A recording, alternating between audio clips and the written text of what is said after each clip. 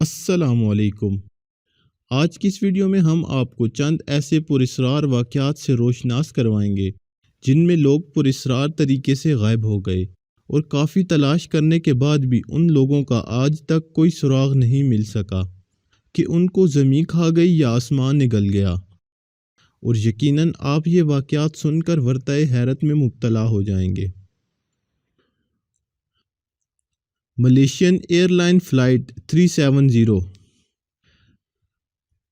Boeing 777 March 8 2014 کو 227 مسافروں اور 12 عملے کے افراد کے ساتھ کوالالمپور ملیشیا سے اڑان بھری، لیکن اڑان کے چند گھنٹوں کے بعد ہی یہ طیارہ لاپتہ ہو گیا اور اس کا رابطہ ایئر ٹریفک کنٹرول سے منقطع ہو گیا۔ ایئرپورٹ افیشلز کے مطابق جہاز اپنی طے شدہ جگہ پر جانے کی بجائے اس کا رخ بحر ہند کی جانب تھا، اور اس دن سے لے کر آج تک اس طیارے کا نہیں معلوم ہو سکا کہ وہ کدھر غائب ہو گیا۔ بعد ازاں مختلف ممالک نے بحری اور فضائی آپریشن بھی کیے تاکہ اس طیارے کی باقیات کو تلاش کیا جا سکے، لیکن انہیں اس طیارے کے بارے میں کوئی خاطر خواہ معلومات حاصل نہیں ہو سکیں، اور وہ جہاز ایک انسالوڈ مسٹری بن کے رہ گیا۔ ڈی بی کوپر 24 نومبر 1971 کو ایک شخص جس کا نام کوپر تھا نے پورٹلینڈ جانے کے لیے جہاز کا ٹکٹ خریدا۔ وہ شخص اپنے حلیے سے ذرا بھی مشکوک نہیں لگ رہا تھا، لیکن جیسے ہی طیارے نے اڑان بھری تو اس نے طیارے کے عملے کو کہا کہ اس کے بریف کیس میں ایک بام ہے، اور اس نے مطالبہ کیا کہ اسے $2 لاکھ اور ساتھ میں 4 پیراشوٹ دیے جائیں،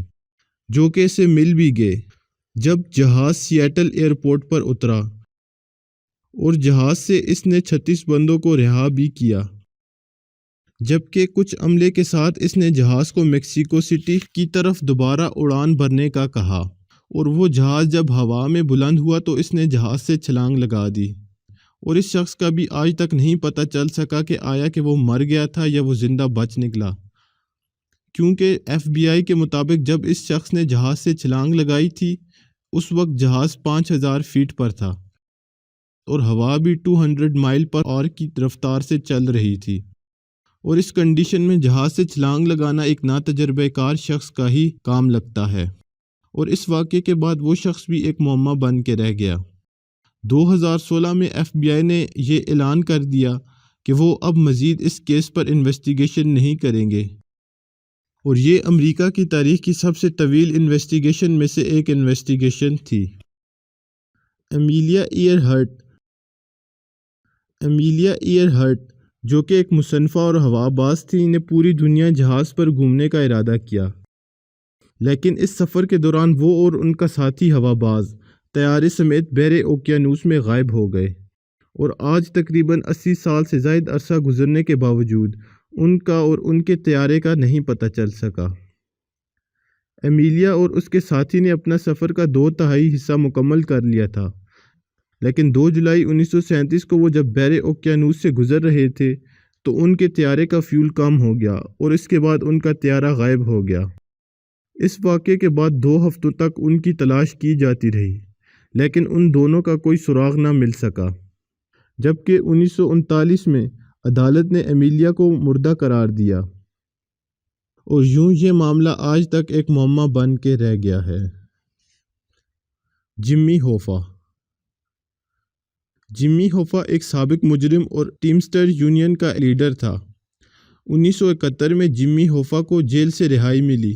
اور اس رہائی کے محض 4 سال بعد ہی وہ 1975 میں امریکہ کی ایک ریاست مشیگن کے ایک ریسٹورنٹ سے لاپتہ ہو گیا، جہاں پر وہ ایک مافیا کے لیڈر سے ملنے گیا تھا۔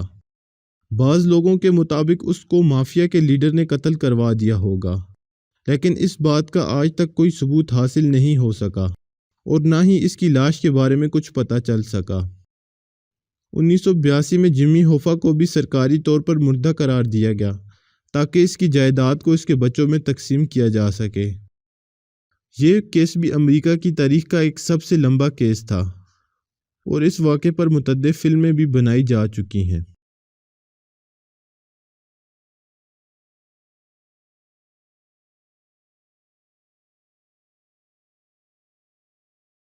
امید کرتا ہوں کہ آج کی ویڈیو آپ کو کافی پسند آئی ہوگی،